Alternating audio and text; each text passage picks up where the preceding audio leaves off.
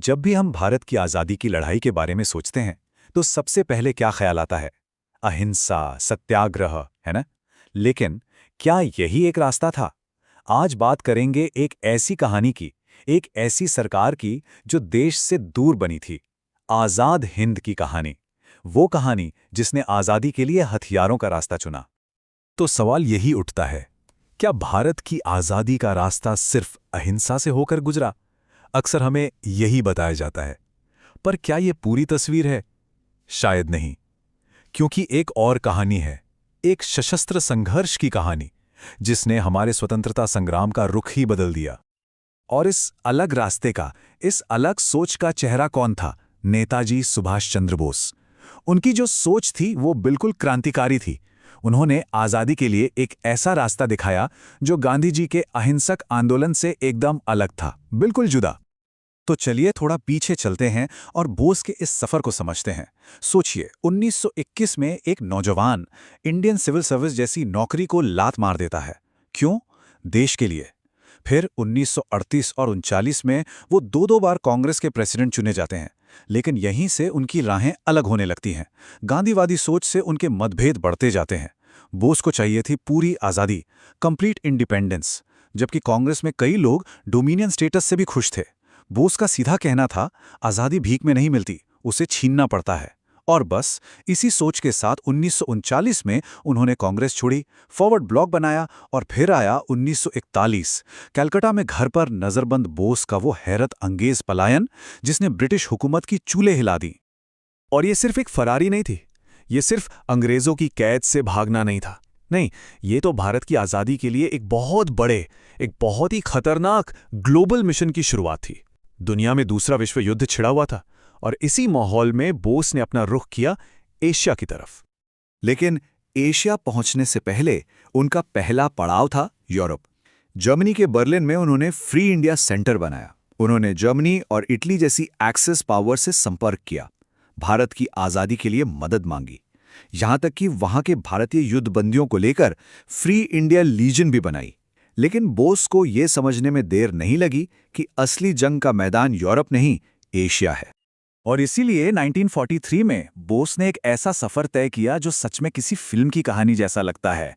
Germany से south east Asia तक का सफर, वो भी एक पनडुब्बी में, हफ्तों तक पानी के नीचे, एक बेहद खतरनाक यात्रा। आप सोच सकते हैं, ये दिखाता है कि उनका इरादा कितना पक्का था और वो कितना बड़ा जोखिम उठाने को तैयार थे।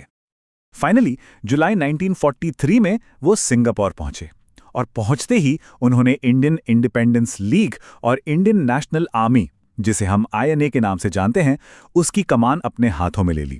और बस यहीं से आज़ादी की लड़ाई का एक बिल्कुल नया चैप्टर शुरू हुआ। और अब कहानी का सबसे दिलचस्प मोड़ आता है, एक ऐसा मोड़ जिसने इतिहास बना दिया। देश से हजारों मील दूर एक सरकार बनाई गई। जी हां, अर्जी हुकूमत आज़ाद हिंद का जन्म हुआ। तो ये अर्जी हुकूमत आज़ाद हिंद आखिर थी क्या चीज़? ये थी आज़ाद भारत की प्रोविजनल गवर्नमेंट, यानी अस्थायी सरकार। 21 अक्टूबर 1943 को सिंगापुर में इसका ऐलान किया गया और इसका मकसद साफ था, दुनिया को यह बताना कि भारत की आज़ादी की लड़ाई में असली नुमाइंदे हम हैं, ब्रिटिश राज नहीं। इस सरकार का एक मोटो था, एक आदर्श वाक्य, इत्तेहाद, इत्मीनाद और कुर्बानी, यानी यूनिटी, फेथ और सैक्रिफाइस, एकता, विश्वास और बलिदान। और यही तीन शब्द इनके पूरे आंदोलन की जान थे। और जरा इस सरकार का स्ट्रक्चर तो देखिए, ये कोई नाम के लिए बनाई गई सरकार नहीं थी, बिल्कुल नहीं। नेताजी खुद head of state, prime minister और वॉर मिनिस्टर थे।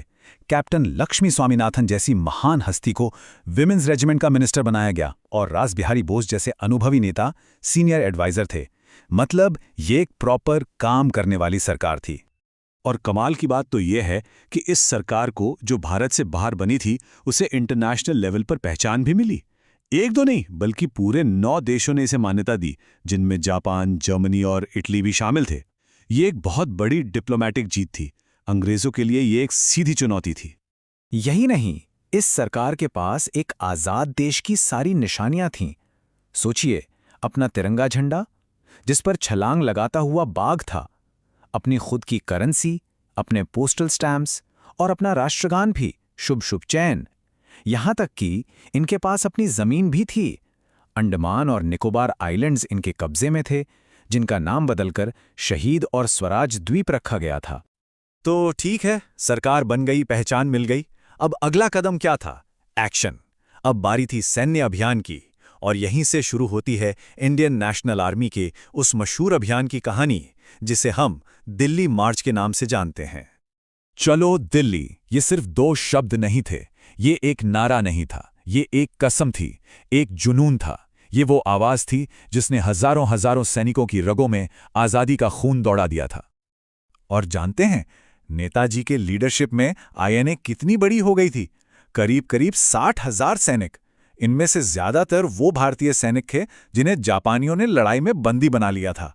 बोस ने उन हताश सैनिकों में एक नई उम्मीद, एक नई जान फूंक दी। और आईएनए की एक और बात थी जो उसे सबसे अलग बनाती थी, वो थी रानी झांसी रेजिमेंट। जरा सोचिए, उस जमाने में ये पूरी तरह से महिलाओं की एक कॉम्बैट यूनिट थी, जिसे लीड कर रही थी कैप्टन लक्ष्मी स्वामीनाथन। ये अपने वक्त से बहुत बहुत आगे की सोच थी। फिर आया मार्च 1944 और वो ऐतिहासिक पल। इम्फाल कोहिमा की लड़ाई के दौरान आईएनए ने मणिपुर के मोइरांग में पहली बार भारत की जमीन पर तिरंगा फहराया। ये एक लम्हा था, एक सिंबॉलिक जीत जिसकी गूंज बहुत दूर तक जानी थी। लेकिन किस्मत को शायद कुछ और ही मंजूर था। शुरुआती कामयाबी के बाद भी यह अभियान पूरा नहीं हो सका। मॉनसून ने रास्ता रोक दिया, खाने पीने और हथियारों की जबरदस्त कमी हो गई, और जापानी सेना ने भी पीछे हटना शुरू कर दिया। दिल्ली दूर ही रह गई, वो सपना अधूरा रह गया। तो क्या जंग हारने का मतलब ये था कि सब खत्म हो गया? बिल्कुल नहीं।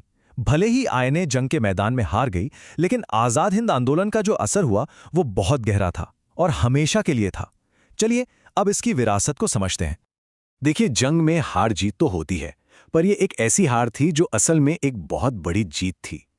आईएनए का मार्च भले ही दिल्ली नहीं पहुंच पाया, लेकिन इसने एक बात साफ कर दी कि हिंदुस्तानी अपना देश खुद चला सकते हैं।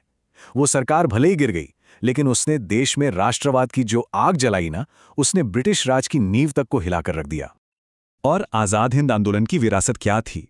जब 1945-46 में आईएनए के सिपाहियों पर लाल किले में मुकदमा चला, तो पूरा देश उनके साथ खड़ा हो गया। फिर 1946 में रॉयल इंडियन नेवी में जो बगावत हुई, उसकी सीधी प्रेरणा भी आईएनए ही थी। अंग्रेजों को पहली बार ये डर लगा कि जिस सेना के दम पर वो राज कर रहे हैं, वो अब उनकी वफादार नहीं रही। और सबसे बड़ी बात, ये आंदोलन हिंदू, मुस्लिम, सिख सबकी एकता का एक जबरदस्त सिंबल बन गया। और इस पूरे आंदोलन की आत्मा को अगर एक लाइन में कहना हो, तो वो नेताजी के इस अमर नारे में है, तुम मुझे खून दो, मैं तुम्हें आज़ादी दूंगा। ये सिर्फ एक नारा नहीं था, ये कुर्बानी और पक्के इरादे की एक पुकार थी। तो चलिए, जाते जाते एक सवाल के साथ आपको छोड़ते हैं। जरा सोचिए, अगर आईएनए का वो दिल्ली मार्च कामयाब हो जाता, तो आज हमारे सबकॉन्टिनेंट का, हमारे देश का इतिहास कैसा होता? ये एक ऐसा सवाल है जो आज़ाद हिंद आंदोलन की अहमियत को और भी बढ़ा देता है।